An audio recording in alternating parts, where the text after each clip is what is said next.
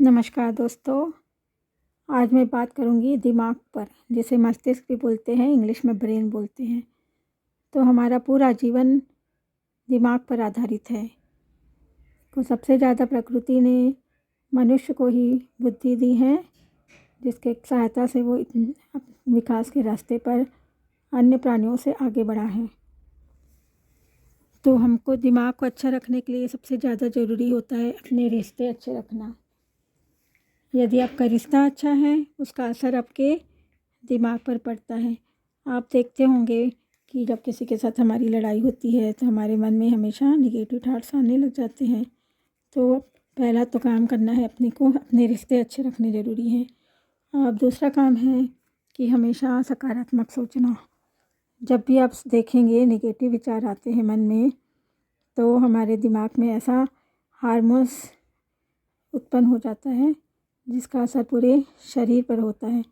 देखिए, आप देखते होंगे जो टेंशन में रहते हैं उसका शरीर कई बीमारियों से ग्रस्त हो जाता है।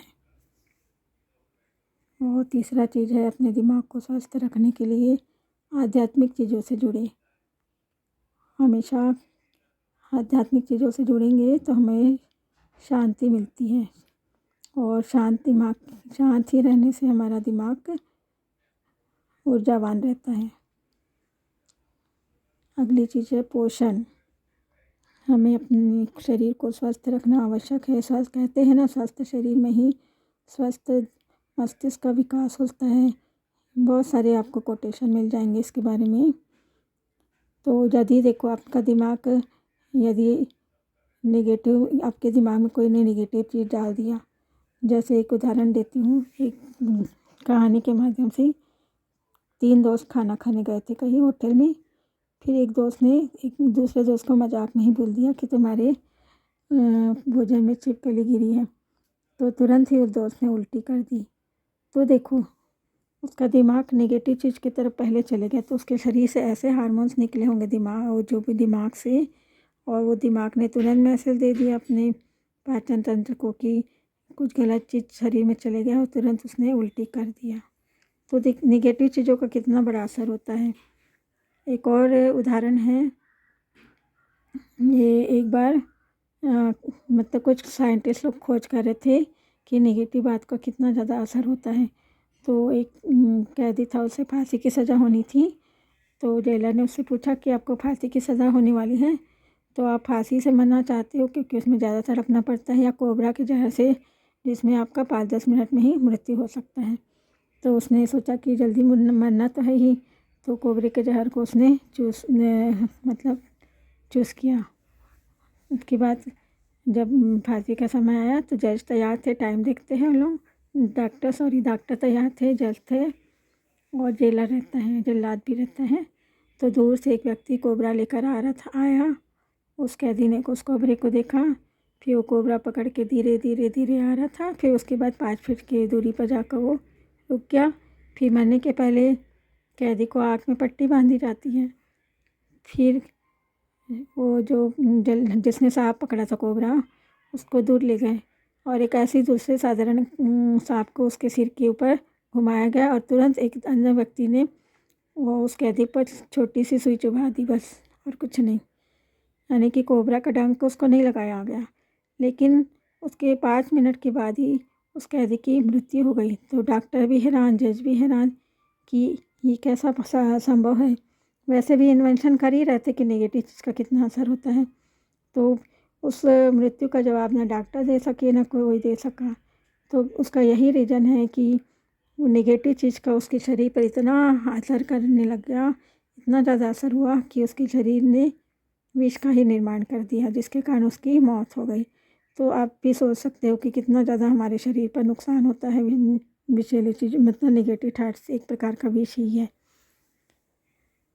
और रिसर्च बताते हैं कि जब डॉक्टर हमको दवाई देती है तो सफ़ेद दवाई का असर कम पड़ता है, नीले दवाई का ज़्यादा असर पड़ता है, क्योंकि हम ये सोचते हैं कि ये नीले रंग है, इसका कलर अच्छा है, या तो ये ज़्यादा असरदार होगी।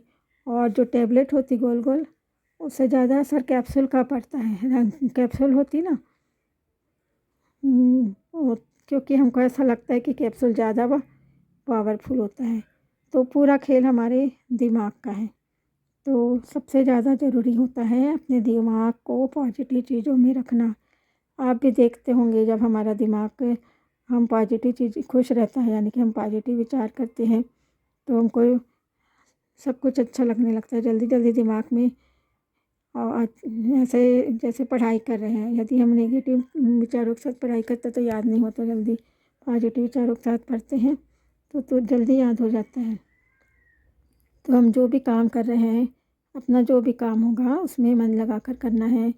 और जैसे हम खाना भी बनाते हैं लेडीज़ लोग, तो खाना बनाते समय भी यदि ये विचार करें कि देखो ये चीज़ खाने से हमको हमारे शरीर में ये स्वास्थ्य लाभ होगा, तो उसका असर हमारे बच्चों पर भी पड़ता है, हमारे पूरे परिवार पर भी पड़ता है। तो सबसे ज़्यादा ज़रूरी तो जो गृहिणी होती है, जो भोजन स्वयं बनाती है, उसको भोजन हमेशा स्वस्थ मन के साथ, मतलब खुश मन के साथ बनाना चाहिए, क्या बोल सकते हैं, हँसी खुशी पॉजिटिव विचारों के साथ बनाना चाहिए। अब मैं बात करूँगी कि जो हमारे भारत में बहुत सारे देवी देवता हैं, प्रत्येक देवता से हमें कुछ न कुछ सीखने के लिए मिलता है। जैसे शंकर जी को ही देख लें, उनके शरीर में, सिर में, सबसे ऊपर सिर में क्या है,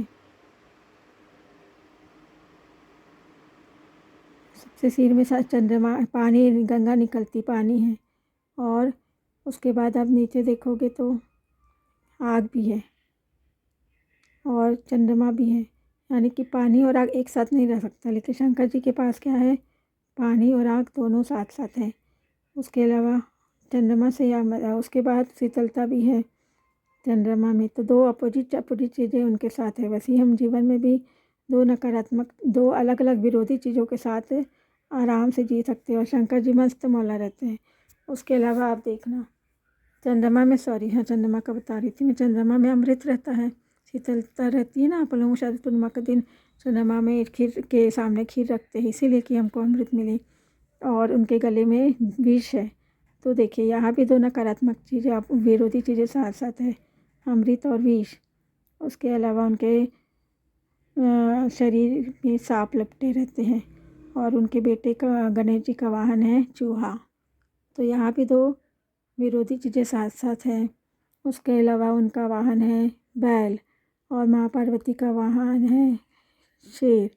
यहाँ भी दो अलग अलग चीज़ें साथ में रहती हैं। और उनके दूसरे पुत्र कार्तिकेय का वाहन है सांप। तो सांप नहीं बोलती, मयूर। तो देखो मयूर और सांप में भी दुश्मनी रहती, तो विरोधी चीज़ें भी उनके साथ हैं। तो उसी तरह हमारे जीवन में भी ऐसे दो चीज़ें, विरोधी चीज़ें साथ साथ चलेगी, लेकिन हमें शंकर जी की तरह मस्त रहना चाहिए, कोई तनाव नहीं। धन्यवाद, आज का वीडियो इतना ही।